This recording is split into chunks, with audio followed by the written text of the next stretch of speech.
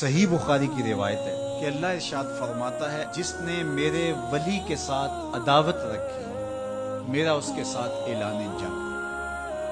تو پھر کتنا حساس معاملہ ہو گیا جب ولی کی عداوت، ولی کی دشمنی، اللہ سے دشمنی قرار پائی کہ اب اس کا میرے ساتھ اعلان جنگ ہے، تو اب پھر ہمارے لیے ضروری ہو گیا کہ ولی کو پہچانے کہ ولی ہے کون، کہیں ہم اس کی مخالفت نہ کر بیٹھیں اور ہم اللہ جل شانہ کے قہر و غضب کا شکار نہ ہوں۔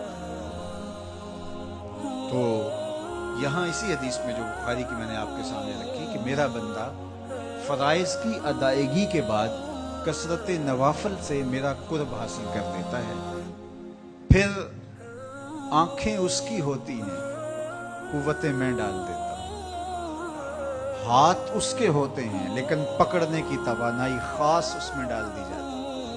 فَكُنْتُ سَمْعَهُ الَّذِي يَسْمَعُ بِهِ، کان اس کے ہوتے ہیں لیکن وہ میری اس دی ہوئی خاص قوت سے سنتا ہے۔ ہاتھ اس کے ہوتے ہیں لیکن پکڑائی کی قوت خاص طور کے اوپر میں اس میں ڈال دے۔ پاؤں اس کے ہوتے ہیں لیکن وہ میری عطا کردہ خاص قوت سے چلتا ہے۔ آصف بن برخیہ آنے واحد کے اندر تخت بلقیس لے آیا کہ نہ لے آیا؟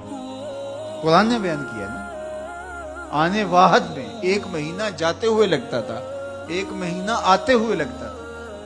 حضرت سلیمان علیہ السلام نے کہا کہ بلقیس آ رہی ہے، بس وہ شہر سے باہر پہنچ گئی ہے، تو کوئی ہے جو اس کا تخت لے کر آئے، اس کے آنے سے پہلے حاضر کر دے۔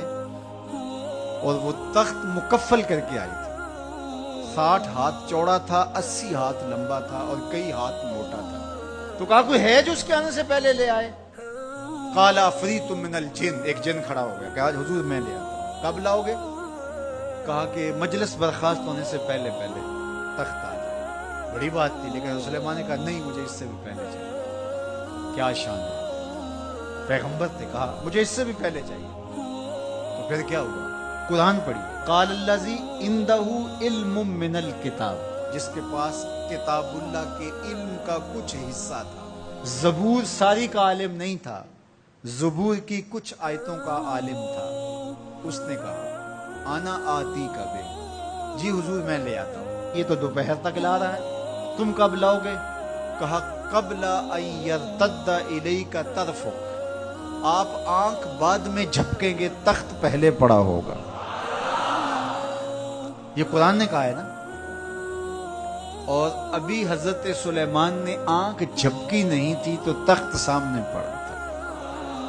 جب اس کو دیکھا تو بے ساختہ کا ھذا من فضل ربی، یہ میرے رب کا فضل ہے جس نے میری دہلیز کے ایک خادم کو یہ طاقت عطا کی کہ 1 مہینے کی مسافت سے اتنا بڑا تخت آنے واحد میں آنکھ جھپکنے سے پہلے حاضر کر دیتا ہے۔ آنا آتی کا بے ہی، لفظ بھی آنا میں، آتی کا آتا ہوں، بے ہی اس کو ساتھ لے کے، یعنی میں ابھی گیا اور ابھی آیا اور تخت بھی لے آیا، اور وہ وہاں سے غائب بھی دکھائی نہیں دیا اور تخت بھی وہاں موجود تھا۔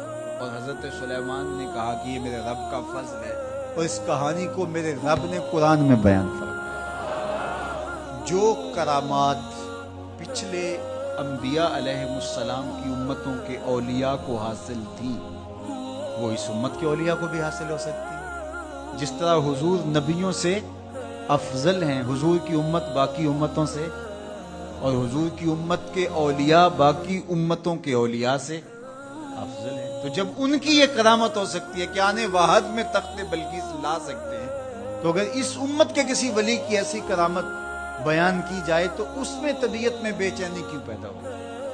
یہ تو حضرت سلیمان کی امت کے ولی کو بھی اللہ کمال دیا ہے، تو محمد عربی کے غلام کو کیوں نہیں دے سکتا؟ تو جو حضرت شاہ نقشبند بخاری علیہ رحمہ کا ذکر کیا جاتا ہے کہ جب آپ کی خادمہ کو اور آپ سے عقیدت کا دھم بھرنے والی خاتون کو کابل میں محل کی چھت سے دھکا دے دیا گیا، اور جب وہ نیچے پہنچی تو حضرت شاہ نقشبند بخاری علیہ رحمہ نے اس کو جو ہے وہ آسانی کے ساتھ زمین پہ رکھ دیا، تو حیرت سے آنکھیں پھٹی رہ جاتی ہیں اور پوچھتی ہیں کہ آپ کب آئے، آپ تو بخارے میں تھے؟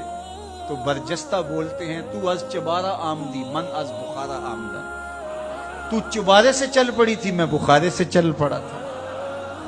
تو یہ حضور کے غلاموں کی شان ہے، اور یہ کوئی جو ہے وہ بعید نہیں ہے۔ باقی رہی بات یہ عقل نہیں مانتی، تو معجزہ اور کرامت ہوتے ہی وہی ہیں جو عقل انسانی کو عاجز کرے۔ جو عقل میں آ جائے وہ تو فن ہوگا۔ ما یعجز بہ العقل، عقل کی جہاں پہنچ نہ ہو، جو ظاہری اسباب سے ماورا ہو، جو چیزیں ما فوق الفطرت ہیں، تو انہیں ہی تو کرامت، قدرت یا معجزہ کہا جاتا ہے۔ اور اگر وہ عقل اور فہم اور ادراک میں آ جائیں تو پھر جو ہے وہ کیا ہو۔ تو اس کی نظیر ہمارے پاس قرآن میں موجود ہے۔ اب اللہ کا ولی کون ہوگا؟ حضور علیہ السلام سے پوچھا گیا، ابن مردوی اور باقی لوگوں نے روایت کیا کہ حضور ولی کون ہے؟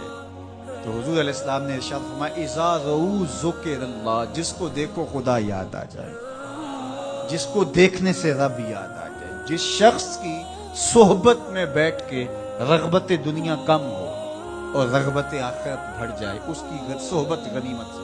اچھا، قرآن نے جو ولی کی علامت بیان فرمائی وہ یہ ہے، الذین آمنوا وکانوا یتقون، یعنی ولی کی جو علامتیں ہیں وہ ایمان اور تقوی